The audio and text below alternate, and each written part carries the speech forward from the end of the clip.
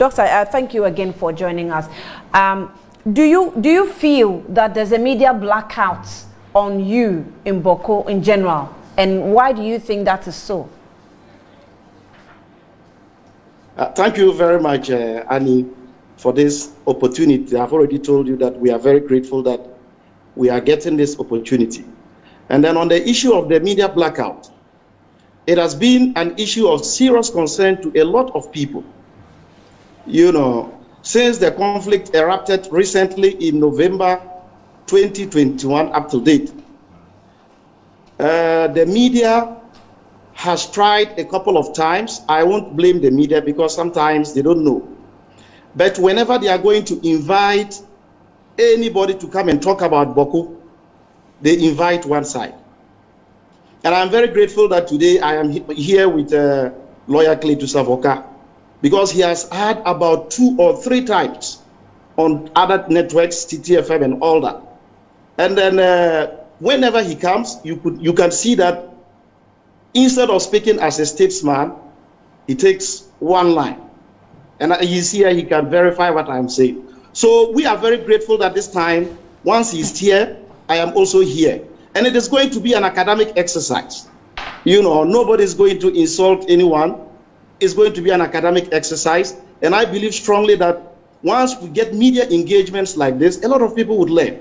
Because for several years, there are certain slogans that have been used as fuel to incite people in Bawku, which is very bad, honestly. Oh, really? And once people get to know that, no, once people get to know that these slogans that are being pushed by certain people with vested interest, usually politicians, once they get to know that these slogans, you know, don't have any foundation at all, they would begin to learn. And then my interest today is to establish the fact that, look, Mamprusis and Kusasis have lived peacefully for several years. And like Adib and then Putin have said, Bawku is doable. But then we need to look at certain details and certain facts. And so for today, I am not going to, you won't hear me stating my opinions. I'm just going to direct you to certain relevant documents, which will not provoke anyone. Then you see that we can start Bawku, we can have Bawku back as it was before. So let's go. So I don't know if you would permit me to... Yes, I'll permit you. Let's go straight to those documents as we wait for lawyer Cletus Avoka to join us. So, like I indicated earlier, and then okay, I'm sorry, Doc. Hold on, let me just welcome. Sorry, let me welcome Cletus Avoka. I'm told he's joined us. Honorable member and lawyer, thank you for your time. Good evening to you.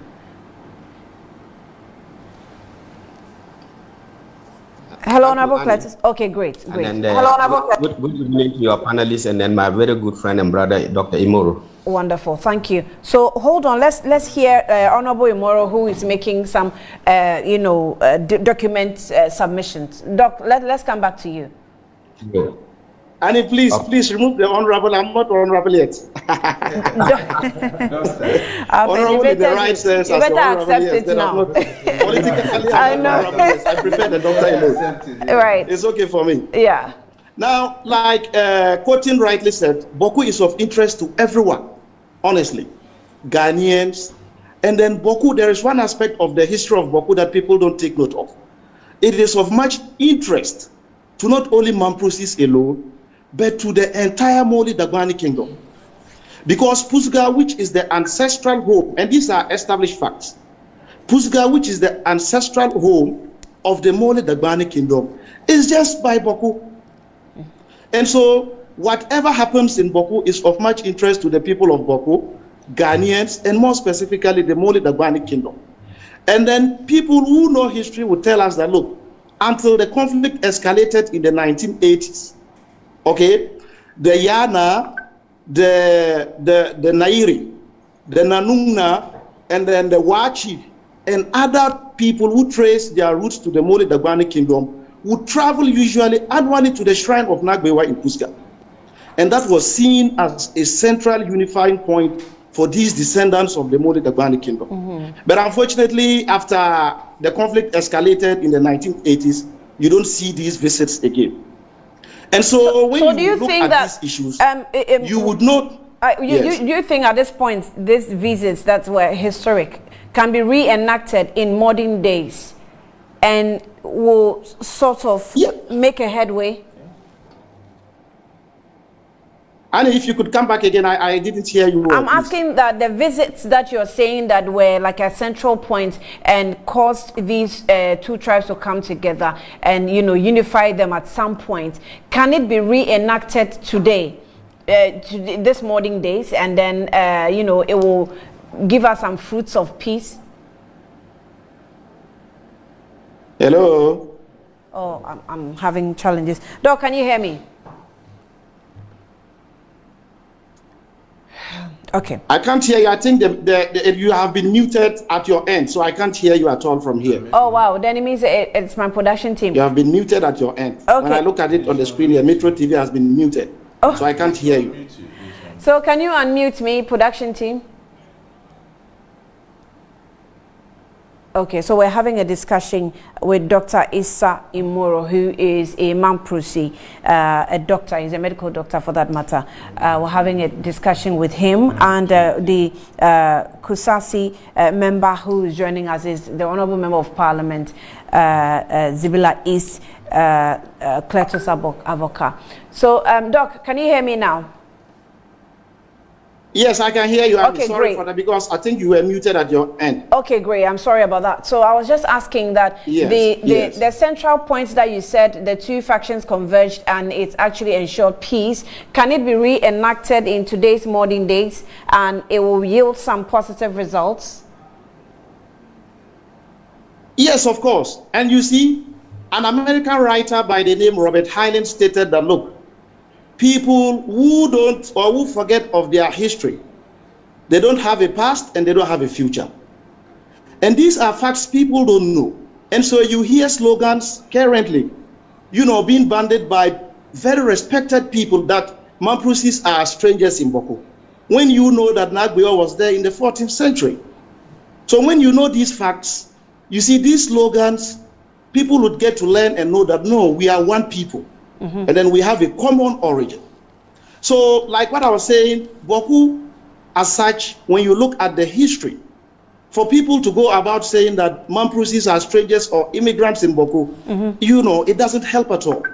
Because the history, when you go by the history, it will tell you that indeed the Mamprugus are the indigenous people who are in Bawku. Now I want to place on record that when you read or when you listen to, when you read the works of historians like Rattray, and then even D.C. Syme and all of them, you would realize that the name Bawku itself, it's a Mamprugu word, okay, which means a valley when you look at its location relative to the Gambaga escarpment. So these are established facts. And then Rattray would tell you again that, look, Bawku was founded by the Mamprugus, who are the ruling class. All these things are available in the literature. But usually people don't want to talk about history. They feel very allergic when you talk about history. Quickly, I just want to, I know we don't have a lot of time, but I want to try as much as possible. Like Adib said, if we are going to talk about Bawku, it will take us, you know, a lot of days. Definitely. But the point I want to establish is that Bawku was established in 1721. And then the first chief of Bawku was Na Ali. I think Mr. Kotin mentioned it yesterday. But I think, unfortunately, because he didn't attach the dates, he did not get to know the exact, you know, period within which that was formed. It was in 1721 by Na Ali Atabia. He was the first chief of Bawku. And this was about 170 years before the British even came to the northern territories, which was called the Asante Hinterland. They came to Nalirgu around 1896. Okay? But by that time, that was the time of the 10th Bawku Naba by then. Nama Hamazanjina. So they came when Bawku had already had about 8 chiefs rather. So when they came to Nalirgu first in 1896. By that time, Bawku was already there. Then they came to Bawku proper itself now. That was in 1906. And when they came, they met a chief, that is Nama Hamazanjina. And they went to his palace and hoisted the Union Jack. That was the sign of authority of the British. They went there and hoisted. And you see, all these facts are deliberately being pushed away. So you see, for instance, we have people, respected people. And then, you know, with the greatest of respect, I have heard my uncle Cletus Avoka several times saying that, look, it was the British that made the Mamprugu chiefs. And they are fighting for their independence. So these slogans, when they get into the minds of the youth, they don't know these basic facts. Then they start agitating. We are fighting for our independence. Meanwhile, Bawku had been in existence, and Mamprusis had been ruling close to over 170, even more than that. So this 170 years of ruling, did it have the name Bawku? Did they? Did they have the name Bawku when you were ruling before? Yes, of course. From the onset. Okay. From the onset, there is no historical book that will tell you. You can read Rattray, you can read DC Sign. All of them, they will tell you the name of the town is Bawku, okay, which is a Mamprusi word that was founded by the ruling class. And this is in Rattray. Okay. You can see it. Okay. So what I'm saying is that there have been distortions, and unfortunately the youth don't know. Even today, I can tell you about 2 days ago, there is one senior person we respect a lot. He's in Zebila. I won't mention his name because he's not here. He has been granting interviews, and he's in his almost 70s to 80s. This senior colleague, I won't mention his name, he has been indicted in a committee's report of 1984, the Bawku Lands Commission, the 1983 committee to investigate the Bawku Lands dispute. And then the committee, which was led by Colonel Mina, categorically stated that, look, this individual, he got the best of opportunities to work for peace for Bawku. But unfortunately, he used his position to make sure that things degenerated. And respectfully, my uncle, Honorable Cletus Savoka, was also mentioned in the same committee's report for making some of these remarks. Now, to just summarize so that you can get others to come in, when Bawku, Mamprusis, Kusasis, because it is an ethnically diverse area, so you have Mamprusis, Kusasis, Bises, Bimobes, and a lot of all the other groups, Moshis, houses, living in the entire area. They had been living peacefully until 1957. There has been no record of conflict between Mamprusis and Kusasis. Not at all. They had been living peacefully, and that is why I say Bawku is doable. When we know that our people lived peacefully, we would know that we can do it. Now, in 1956, that was when politics started. And I will agree fully with Mr. Kotin when he says that the Bawku conflict generally is politics. I mean, when politics started, you know, there was something we called the Northern People's Party. It was established to fight for the Northern cause. And then the patron for the Northern People's Party was the Nairi, who is a Mamprusi. He was a Nairi. So Nkrumah felt uneasy with that fact. And then I would refer you to a document that you can get. It was a committee that was set up in 1956, because at that time the entire present day Northeast and then present day Upper East was called Mamprusi district. The entire Bawku area, Kerent, Nalergu, Bolga, they were all called the Bawku District Council. Right. Because of time. The CPP government by then. Quick, okay. Because of time, land, so that I can have another. I'll just summarize quickly, please. Yes, I'll summarize quickly. So the CPP government at that time wanted to cut the authority of the Nairi, and I'll quote something for you. You know, SD Dombo was the chairman of the Northern People's Party by then. And in the committee, SD Dombo quotes J.H. Alassane. J.H. Alassane was a CPP minister by then. J.H. Alassane stated on the 18th of May 1954, he told the Nairi point blank that, look, if you don't vote for Nkrumah was going to disintegrate your kingdom. This was point blank. That was in 18th May 1954. So Mr. Alassane further went ahead to cite the case of one Nana Ofori Atta of Akim Abuakwa. At that time, he didn't support Nkrumah, so his administrative powers were cut off. So SD Dombo and co-all, who were pure Northerners, and he was a chief by then, they were all opposed to the disintegration of the Mamprusi District Council by then. And not only them, even pure Kusasis. If you read the document, you see memos that were submitted by people like Kongo Naba, people like Sapelega Naba, people like Gum Naba. All of them categorically stated that, look, the entire area was under the jurisdiction of the Nairi. And this was in 1956. Only for 1957, when the 12 Bawku Naba passed away.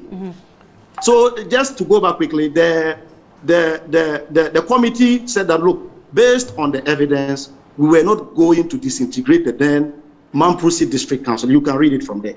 So let me in 1957. Let me bring in a viewer's question. He says that, can someone forward this to Metro TV? Dr. Imoro saying, is Dr. Imoro saying Bawku was founded in 1971? No, sorry, 1791. 21. No, 1791. Okay, 91. Yeah, 1791. The question is 1721, please. 1721. Okay, then the person didn't hear you correctly. So were people in Bawku before it was founded by the so-called Mamprugu, and who were the people? Good. Quickly. Thank you very much. When you read all the history, they will tell you that Bawku proper, it was uninhabited.